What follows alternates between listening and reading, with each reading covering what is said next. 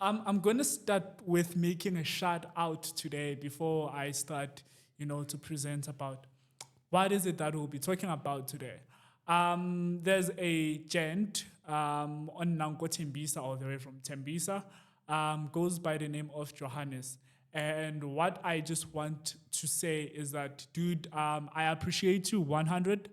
And simply because, when you're starting a podcast or whenever you're starting a business, there are people that you don't know who don't mind to do anything because they understand the vision of where you want to go or what is it that you want to achieve. So personally, me and him, we do not know each other.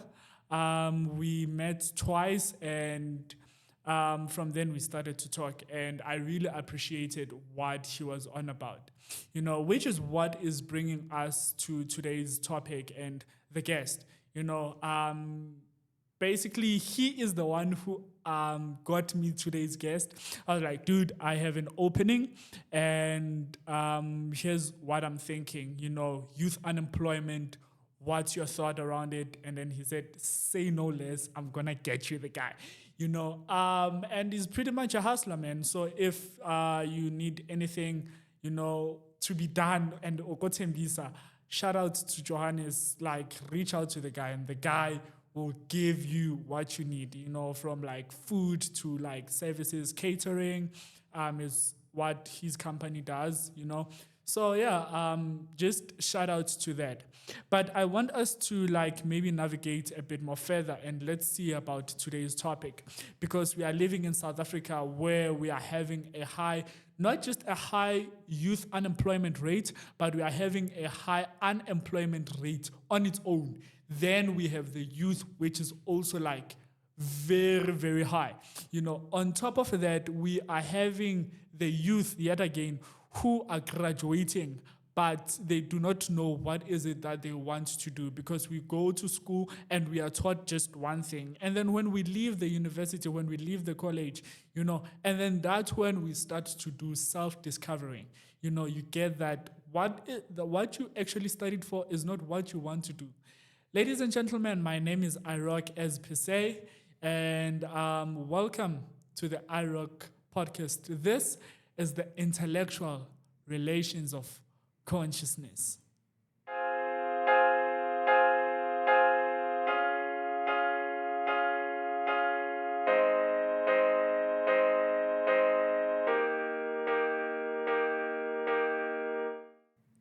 So today, we are chilling with not just an entrepreneur, a hustler from Tembisa, and yeah, people from Tembisa, apparently they love this podcast because now and again we see them more often. People from Kokaslakau, they come more often. A week ago we had another lady, Nangamso, from Tembisa also.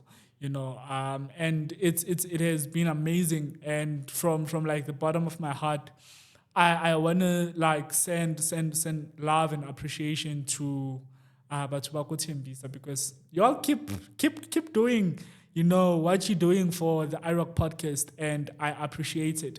So today we are sitting here with a CEO, CEO of different organization. We are sitting with the founder of different organization.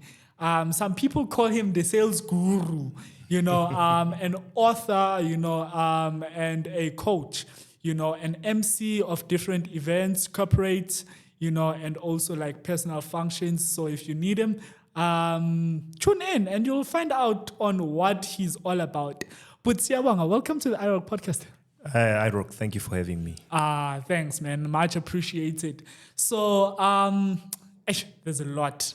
Yeah. There's a lot, and I'm not sure where should we start. Should we start talking about the businesses, your personal life, but okay, because I think because you're also a public speaker, maybe you have heard this saying, right? And it's more about the two animals I have here, right? Yeah. And the saying goes, tell me if you know it. The saying goes, every day in the jungle, the lion wakes up and is like, in order for me to survive, I need to eat the Yeah, springbok, I know. you know. And then the springbok goes like, in order for me to survive today, I need not to be eaten by the lion. So moral of the story is, well, it doesn't matter whether you wake up feeling like a lion or you're feeling like a zebra. The aim is just to survive the day. That's true. You know. Yeah. So my question is, when as Abuti Siyabonga Mthembu, which animal do you think you classify as being either a lion or a zebra? Okay, at this point I'll go with the lion, Yeah. based on the fact that my favorite animal is also a cat, which is a jaguar.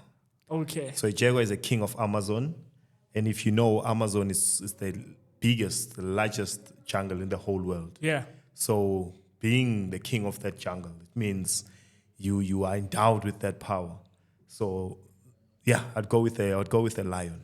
And do you think that's where most of like your sales tactics come from? The way the pride hunts, you know, in the jungle, how they live, the I won't say the hierarchy, you know, but I'm looking for a better word, you know. But in terms of like how they live, the rules that they live about and stuff. Do you think your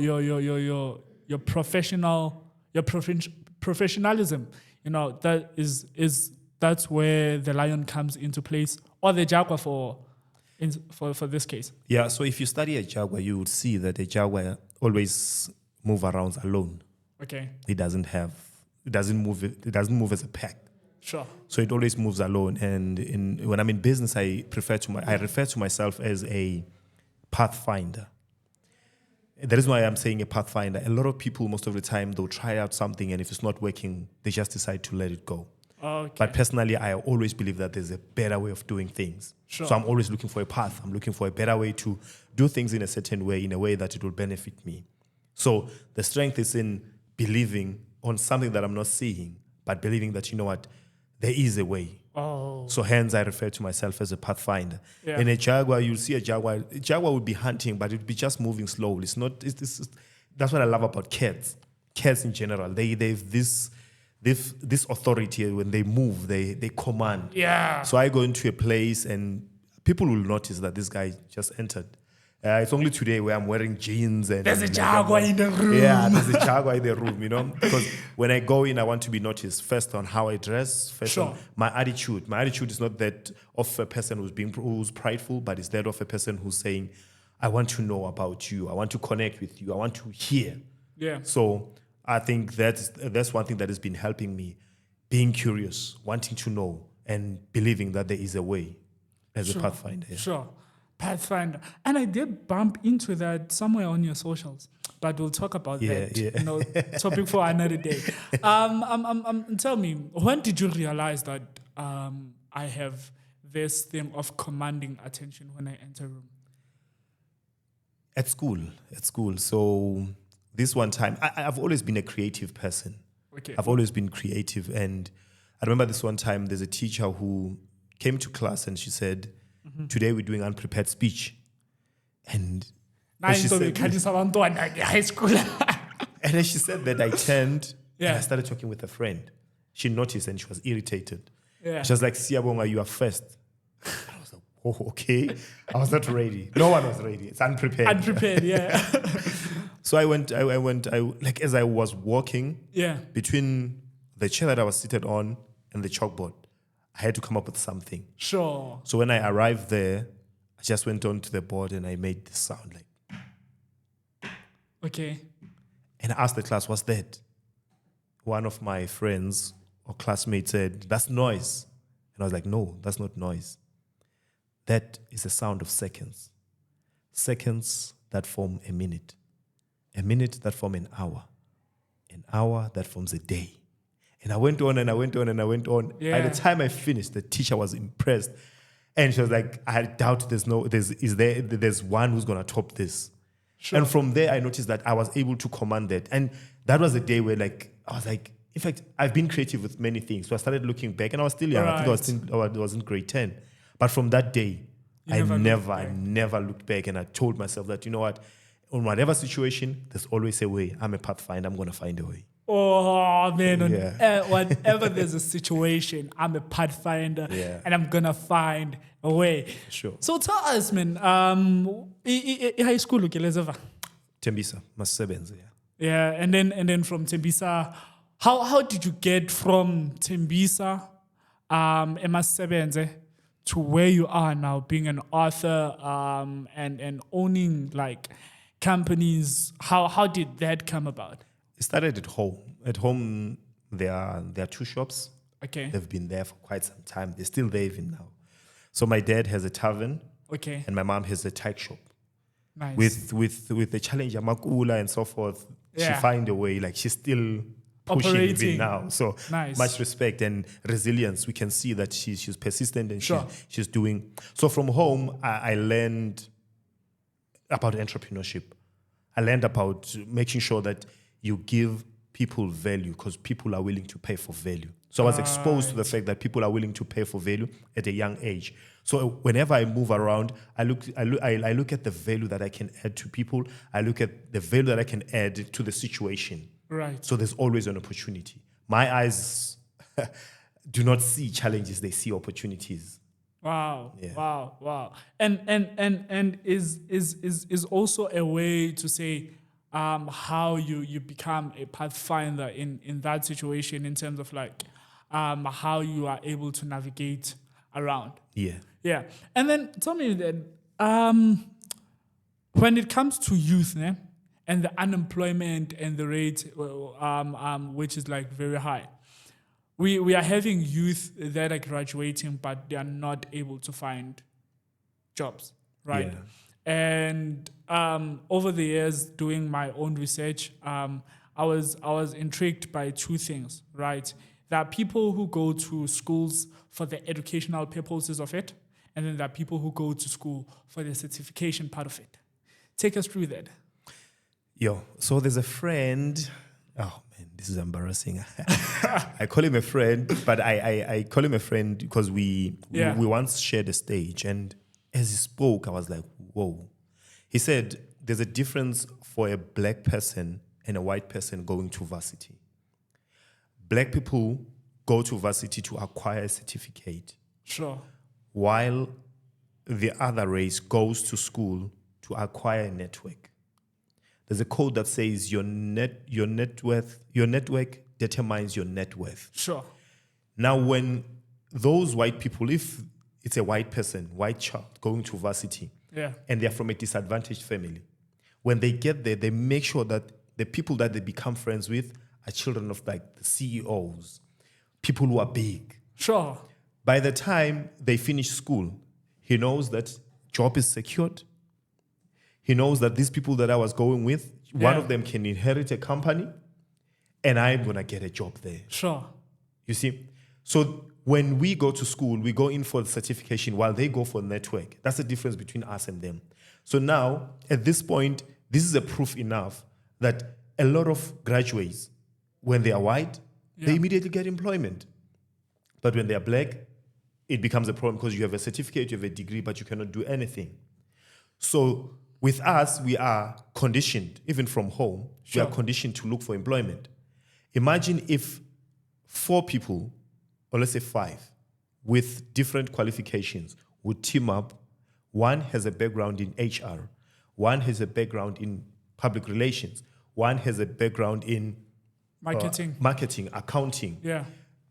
There you have a group of qualified executive. Sure. When they start a company, their company will do better than my company. Because personally, I'm operating on my skills, the skills that I've acquired.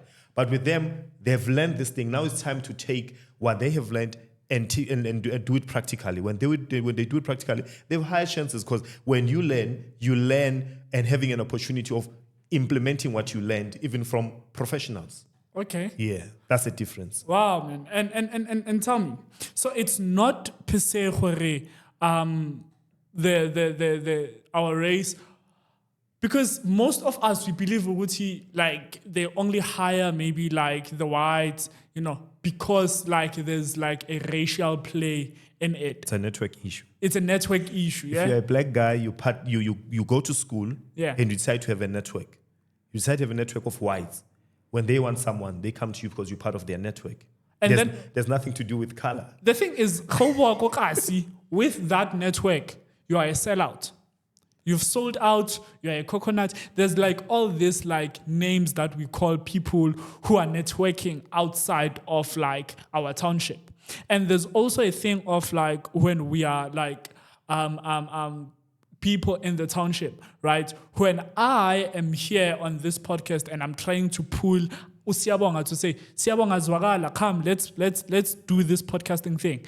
I know you don't do anything kokati, but I can teach you a thing or two, maybe about sound, maybe about the lighting or something, whatever skill that I have, and then I give it, to him, and then there's a thing where no, IroC. So how do we then like get into us finding jobs, or how do we actually start from breaking, those boundaries to say low zenzangcono or low coconut and stuff like that? Okay, first thing, I'm old, but not that old. Sure. First thing, we need to understand that the white people have created the industries that they own. Those industries belong to them. Whatever they decide about them, whether they decide to hire Indians over blacks, there's nothing we can do because we have not created our own thing. We have to be in a position where we create our own things. And I'm telling you, if we start creating our own things, we will employ the people that we prefer to hire because we have the power. At this point, we don't have the power to hire or to be hired because we are not creating. We're just looking at the system and being part of the system. We're spectators at this moment. So we need to be in a position where we are creating our own things in order for us to control our own things. We cannot complain. We have no right to complain at this point. And it's very much true, because you look in terms of like township entrepreneurs, right?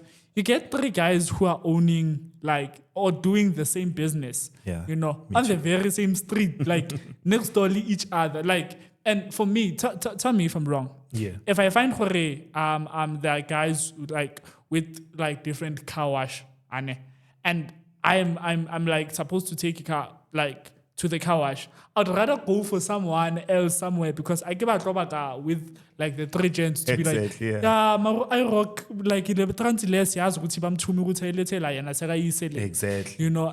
And is competition also something that's killing us at the very same time? Yeah, competition, but I think our priorities also. Our priorities, because we are competing, but we're competing for peanuts. So we're competing on a low level, and we hit the target, but it doesn't have any weight because it's small anyway. Oh, I get what you're saying. Yeah. Why? There's a guy who's doing who has a car wash in my hood. Yeah. They call him Maplanka. So that guy. Shout out Maplanka. That guy. He has the most powerful car wash. Sure. And he's making the money. He's making the money because he decided to be unique. Okay. A lot of people, when we were talking earlier on, when we were discussing that, said I spoke about why be a monkey if you can be a gorilla. That guy decided to be a gorilla. Their car wash is nice. Nice. Blacks being blacks, they say, no, I can't really. Like there's something that is using there. You see? So they'll always talk. People will always talk. Earlier on, you asked the question, Uti, how do you deal around people saying you're a sellout? Man, if people are talking about you, behind you, it's because they're behind you. And you are ahead of them. That's why they're even getting time to talk about you. You are ahead of them. So why waste your time like focusing on people who are behind you? Just focus on where you are going. Sure. Because whether they talk, they don't talk. Like you don't need those people. Sure. So I think we need to be in a position where we start creating things with the purpose of becoming giants. Right. We need to become giants in what we do. I didn't want to go for water. I decided, let's do alkaline. Right. Let's do alkaline. All the alkaline owned businesses are like water brands. Yeah. Are based in town. We don't have one in the townships. And I was like, I'm not gonna do another purified water. Let me just have some. Let me come with something. Having to get the deal to start pushing this water, I had to drive for like 2 hours going there with no hopes that I'm going to come back with a deal. But I was following the path. Okay. I was looking for the path. Pathfinder. You see, I was looking for the path. Sure. That is the idea. When I come in and say, like, there's a function, and I say, I can supply you with water. Like, no. Or IroC can also supply us with water. But I'm like, mine is alkaline. What is alkaline? And I educate them about alkaline. Sure. You know what? They're going to buy for the function, and they're going to buy even after the function. For the purpose. Because this is not just water. This is alkaline water. You see, those are businesses that we need to do. The Me Too business, seeing someone is doing a business, and me too, I'm also doing that business. Yeah. We need to pass that stage. We need to start doing our own thing. But we need to create our own industries in order for us to be in a position where we make decisions. At this point, we cannot make decisions. Because even when I'm hired as a manager on a huge company that is white-owned, it won't be easy for me to bring you in because I'm not the decision maker. Sure. So tell me, Nem, I want us to go back to when you started to become a speaker, right? When you started to become a public speaker, it was due to you making noise in your class. Yeah. Basically, that's what we can say. For sure, yeah. And then, what's the significance in the education versus certification, right? What's the significance of having a skill? You know, when you have a skill, there was a talk that I gave, and on that talk, I spoke about this village. Yeah. On this village, they used to live off agriculture. All right. Maize mill, to be specific. Sure. And the whole village had a grinding mill. Okay. Right? So the grinding mill, for some reason, stopped working. Mm-hmm. And when it was not working, the king around the area ordered that they bring all the mechanics, all the people who are familiar with mechanics. Yeah. And they came in and they tried fixing. And no one was able to fix it. Oh. Now the queue was accumulating, was getting longer because people, when they plant, after harvesting, they would take their produce to the grinding mill so they can produce maize meal, right? Yeah. That's how they used to live and sell the maize meal to outside communities. So that's how the whole community was making money. So with the machine not working and the king being the only person who has the machine, it became a problem because now there was no money that's being generated, right? Sure. That's number one, a challenge of having a skill that is only specialized, like something that is only one person who has this. So the machine was one person, right? Yeah. And the king started ordering that the mechanics be brought because his number one mechanic died. So he had to bring in these guys. But these guys couldn't understand how things are done or how the machine is fixed. Okay. Right? So luckily, that young man, that old man who died, the old mechanic, had a son. And the son always spoke with his father, "Father, you're not charging these people enough money. You're always there. They call you at night so that you can come and fix the machine." The father said, I grew up here. I cannot charge them a lot of money. Disadvantage of doing business home. Okay. Now, he had a skill, but he couldn't charge more because he was doing his business at home. Now, when he got to a point so he died. As he died, everyone came there, all the mechanics trying to fix the machine, but they were not able to fix the machine. Then the young man said, "I can fix the machine." The king said, "How? You're still young." It's like, "No, I'm still young, but remember when my dad was fixing, I was always with him. So I can fix the machine." The king said, "Give him a chance." Young man went there. After 3 days of people like trying and failing, and the line accumulating, money not exchanging hands, because that was the source of the economy around the area. The kid just went there and he turned a small screw and he stood up and he said, "Switch it on." They switched it on. The machine started working. Skills. That young man had the skill. No certification, but he had the skill. Yeah. And when the machine started working, he said to the king, "My lord, I'll charge you $5,000. And the king said, "No ways. I just saw you turn the screw." Yeah. He said, "I'm charging you $499 for knowing which screw to turn. It's only $1 for turning that screw." So the boy had a skill, and the skill was very... So the king was defeated, and he paid him the money that he wanted. So skills are very important. When you have a skill, you can be in a position you can charge what you want. Whereas with education, you can be educated, but not knowing how to apply your education, because they say wisdom is an application of knowledge. Sure. So you could have knowledge, but not knowing how to apply your knowledge. So that is a story that I always share about the power of skill. So a skill is better than having certification. Do you think in South Africa we are skills scarce country? Looking at what is happening here, How, man? Because like there's like plenty of colleges. We go there daily. okay, I just said something. I said, what is wisdom? The application of knowledge. So they know, but we don't know that they can do something with what they know. Oh, Yeah. okay. So to everyone, Olenko College, Olenko University, please make sure that when you are done there, you know what to apply, where, and how to apply it, because I think that's what makes people to be different, right? For sure. And that's what makes people to be like set apart from like other people, right? And you have a product here about water, right? But it's not purified water; it's alkaline water. Can you please take us through that and then tell us about the book? Okay. So alkaline water, it's one of Mother Nature's gifts. Yeah. I'll focus on three things. It helps with heart conditions. Okay. Yeah, I mean when we look at water, it's one of the sources that we need in our bodies, and specifically this water. Yeah. It helps when it comes to acid, reducing your acid. Okay. Currently, we consume a lot of food that has acid, and it needs to be reduced. So alkaline water helps with reducing that. All right.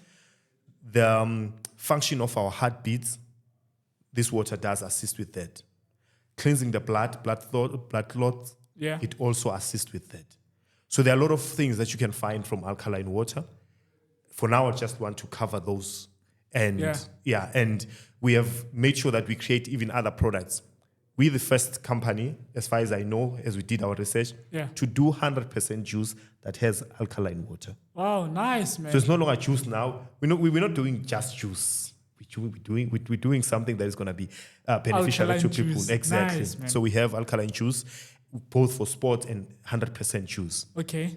So those are the products that we are creating. We also even ventured into moringa. We have moringa products, but that's a topic for another day because we're all about health. Are you coming back, We Baba? Those are the industries that we need to own. It's easy for me when I have a huge company that does that to bring you in, and no one would question me. Sure. And no one would complain. So tell me, does alkaline help with like aging? Like It helps, yeah. okay. It helps with skin purification, purifying your skin, and you find alkaline. Almost all products that are like watermelon, it's alkaline, alkaline based. Yeah. Which one? There's another one which is. Is it Yeah, all there are a couple. the citrus fruits? Not only citrus, but anything that has high liquid. Okay. Because it's from nature, it's considered to be alkaline. Wow. Yeah. That's nice. Yeah. And the book, you know, one thing I need to say this, right? Yeah. We are coming into a space and territory where we are seeing a lot of like black or people of color starting to write, you know, books, right? And I'm thinking this is also an industry that's like not originally for us by us, because a lot of our people were not much into reading. How did you get to like writing a book? What inspired you, and what's the book about? Okay, so the book is about starting a business and closing sales.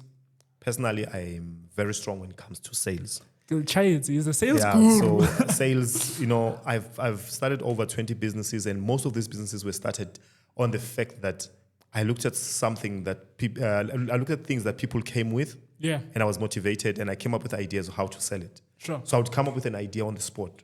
We can sell it this way. Yeah. And with that, I was exposed to starting a lot of businesses. But at some point, I was like, it seems like I'm becoming a jack of all trades. Oh. What is my skill? So I started looking for my skill. And before that, I've always been self-employed. So I've started multiple businesses, and the book was inspired by a business that failed. I ran a business with a partner. We started a business with no funding. Sure. We just sold the first membership. Yeah. Took the Yeah. money for membership. We bought the products that that needed to be delivered. Yes. From after that, we grew the business up to 6,000 members. Each member paying 200 rand. So we'd made over 1.2 million in a period of 8 months. Nice. And the business was doing well, and we were pushing. But what influenced us to start the business was a book called Speed Wealth. Speed wealth. Speed Wealth. Okay. According to the author, when you read that book and implement each and everything that is on that book, Yeah. you'd become a multimillionaire in between 1 and 3 years. We hit the target. We made 1.2 million in 8 months. But we had read how to make money. We didn't read how to keep it. So we were making a lot of money. So it was coming in fast and going out fast. And we didn't know how to manage expansion, how to manage success. Those are things that we also need to educate each other about. Yeah. Now that you're moving from not having anything, you're moving to having 10,000 just coming in. Okay. That could be a curse. Because that we have a show that is called I blew it. I Blew It. Look at all those guys. They were better off before they got the cash. And after Yeah. they received the cash, it became a challenge for them. So it was the same case even with us. So here I wrote about 10 things that I wish I knew before I got started on that business. All right. And I facilitate workshops where I teach people this is what you need to know in entrepreneurship so I can help them to avoid the mistakes that I did.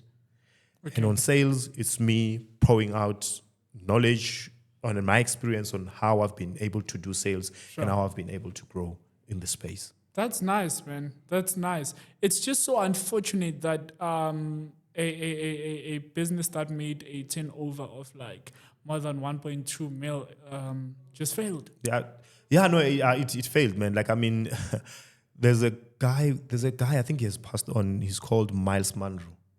Okay. He says God only gives you, only blesses you on what you can manage. We're not able to manage that, so God had to take it away. Sure. Dear God. We're not now able you can to manage. You see, God move no. On the business that I'm in right now, man, Yeah. I'm telling you, risk mitigation, it's number one All right. from all angles. Risk mitigation, how we're gonna like prepare ourselves for this. I'm Yeah. conscious, so I'm ready. Yeah, he knows. So tell me, this is what I want us to do. We have something called Nominator Hero. Yes. Right. So Nominator Hero, basically, on the IroC podcast, what we believe on is we want to put a spotlight, right, on a certain person, Yeah. right, due to the impact that they've done either in your life or in the community. So you're seeing a person who's doing something very good and you want to say, dude, shout out, or dear lady, shout out, or dear person, shout out, dear human being, shout out, dear organization, shout out. So it can be a person, it can be an organization, as long as they are doing good work in the community. The IroC podcast believes that they deserve to be given their flowers, and that's what this segment is about. So I'll hand it over to you. You can tell us who is that one person you want to nominate, why do you want to nominate them, and that's basically it. All right. Yeah. So this one I think is going to be quick. Where I met Mr. Dolo. Okay. You see, with Mr. Dolo, it's a clear illustration of the power of network. Yeah. I'm here today because of him. He's Sure. part of my network. He's part of your network. Yeah. I met him through a network which is called Get Informed. All right. So they are an organization. They were celebrating 10 years this year. They had me as they had me as the MC of the whole celebration. Yeah. So shout out to them. These are the heroes that I want to nominate. It's a group of guys, females and males. Yeah. They've been operating for 10 years. And personally, I was firstly introduced into doing entrepreneurship formally. All right. By Get Informed. They had a project with Junior Achievement South Africa. I went through that program, and through that program, I've learned a lot of things. I've learned how to do business, how to register your own company, the benefits and everything that comes with you being able to operate formally. Because if there's anything that we are exposed to as the black community is to run a business. Yeah, like, you know what? It's just, yeah. Exactly. So I would like to take this time and appreciate Get Informed and select them as the heroes, because I know they didn't only help me, they helped a lot of people. Oh, by the way, I met my wife. I met my wife there. I met my wife there. So my wife is also an entrepreneur. So I met her through Get Informed. When I was on that program, that's when I met my wife. We started by becoming friends. So Get Informed has played a huge role in my life. And nice. I know that they for the past, because when I went in there, it was their second year. I know for the past 10 years, they've been doing good, and they've empowered a lot of people, connected a lot of people to companies that gave them employment. Some are permanent, some were just temporary. But I know that Get Informed, they have sleepless nights making sure that the youth is connected and is exposed to opportunities that are there. They work with big organizations, and I'm selecting Get Informed. Just so that we put a disclaimer. Yeah. Get Informed has like a lot of opportunities, but marriage isn't one of them. Yeah, for sure. It's only you. I remember my pathfinder. So I was like, I was hunting, and I'm relaxed. Hence we became friends, and I was like, Actually, me and you, we have a lot of things. We have a lot of things in common. Because I'm also like that. Yeah. I'm also a very. Like, I can make you my friend for 7 years. For sure, yeah. I can make you my friend for a good clean 7 for a good clean 7 years. Like, you come with boyfriend number 1, I'm like, boyfriend number 2. But anyway, I see collab. How much of an impact are you trying to make when it comes to youth unemployment? A huge one, because currently my team and I, we're working on what we call unemployment package. Sure.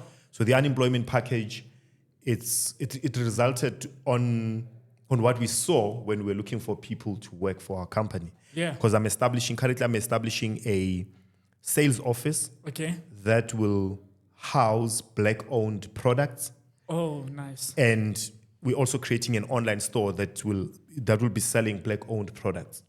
So we don't want to sell only online, but we also want to sell physical. So the sales force, people who are doing sales there, I'm transferring the skill that I have for selling to these people so they can sell these products. So black manufacturers will bring in their products, and we start pushing them on a daily basis, and it becomes our business. So in looking for the people, we started calling out, asking people to send their CVs. What we saw, I was not happy with what I saw. And I asked myself, how many opportunities are they missing because of how their CV looks? Sure. That was number 1. Number 2, we did interviews. As we did interviews, out of like 30 people, we only gave 4 an opportunity. Again, how they presented themselves. I was like, this is not good. People need to learn how to present themselves in an interview. Number 3, it was presentation, selling yourself. People don't know how to sell themselves. So the unemployment package is us wanting to educate people on how do you go about doing this. Tomorrow we are having an event where we're inviting people to say, take away the stress of job hunting. Yeah. We'll be hosting that. And we're inviting people, we're going to be sharing with them. But we want these people to be part of a program that is they'll be taking it as a membership. They'll be taking a membership. Like on our company is called Developing SA. Yeah. Even when I was registering my company, I was intentional that we want to develop people. Oh, nice. So when it comes to youth unemployment and unemployment in general, because now this month is an November month. It's a mental health men's month, right? Yeah. So as men, not being in a position to provide for your family, it becomes mind challenging. It becomes challenging to you. Like, so we also want to take away that. We want to help people. We want to help people to be in a position where they are able to become self-reliant and provide for their families. So I'm all about self-reliant. My contribution towards unemployment is to help people become self-reliant. Now, as we're wrapping it up, right? 5 things that you must do when you are job hunting. 5 things that you must do when you're job hunting. Number 1, be clear on the type of job that you want. Sure. No maini doesn't work. It's not going to work. Nice. 2, you need to job hunt like a pro. Wake up in the morning, dress up, and job hunt. Even if you are doing that on your cell phone, Yeah. connect with companies that you are targeting. Know when they have an opening. Yeah. Know Yeah. a lot about them. Know who's their CEO. Know who's doing X, Y, Z on that company. So you Sure. do your research on the companies that you are targeting. Yeah. Your CV speaks for you in your absence. Make sure that your CV is good. Otherwise, come and join us so we can help you with that. But make sure that your CV speaks volume, like it represents you very well. Yeah. Number 4, learn to sell yourself. When you're in an interview, that's an opportunity for you to sell yourself. Make sure that you understand what is it that they want. Mm-hmm. Hence, you need to be clear of the companies that you're targeting, so you can know what they want and how you can sell yourself to these companies. Sure. Number 5, keep pushing. Do your research. Nothing beats research. Research. You have 4 things. Number 5 is to repeat the 4 things. Repeat. That's proper. That's proper. And where can people get hold of you? So, I'm on social media, I think across TikTok. It's SZ Pathfinder on TikTok. Yeah. On Facebook, it's Siyabonga Mthembu. However, I have the one that is titled under my business, which is Starting a Business and Closing Sales with SZ Pathfinder. Okay. That's on Facebook. On Instagram, it's Siyabonga Mthembu. Sure. On LinkedIn, it's Siyabonga Mthembu. So, Instagram is Siyabonga Mthembu _CEO. So, CEO, I saw that. Then on these other socials, it's just Siyabonga Mthembu. I have a personal website, which is, you can go www.siyabongamthembu.co.za. Yeah. And my company is Developing SA, www.developingsa.co.za. On behalf of the IroC Podcast, Siyabonga Mthembu. Ladies and gentlemen, my name is IroC, and it's been a wonderful, wonderful time. What a time to be alive, man, when everything is just happening and it's happening at once. From the national things that are happening, obviously, let's just focus on the good, to like personal life, things are just happening, and I'm telling you something, right? People that have been coming here on this podcast, when they leave here, right? You see, when you leave this chair, right? It's something that I think I said it on one of the podcasts that IroC has 2 meanings. So the first meaning is like the intellectual relations of consciousness, but the biggest is that I rely on Christ. So when you leave here, you're gonna sign some deal. I'm telling you. Yeah. You're gonna sign a deal, you're gonna win an award, you're gonna promote yourself.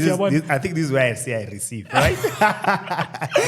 But and to everyone who has been a guest on the IroC podcast, thanks for believing in the brand. And shout out. So from my lips to God's ears, I hope that your wishes are humbly granted to you. And everyone who's at home, please don't forget to like, subscribe, and share. My name is IroC. Follow me on TikTok, Instagram, Twitter, or now called X, Facebook. Everything I'm there. It's just IroCSA7. And for more information on what I do, just go on LinkedIn and connect with me. It's Tapelo Ngobeni. Otherwise, follow the page. It's the IroC Podcast on Twitter. No, not on Twitter, on Facebook, and also on Instagram. Signing out just like that. Sure thing. Okay, sharp. Sure.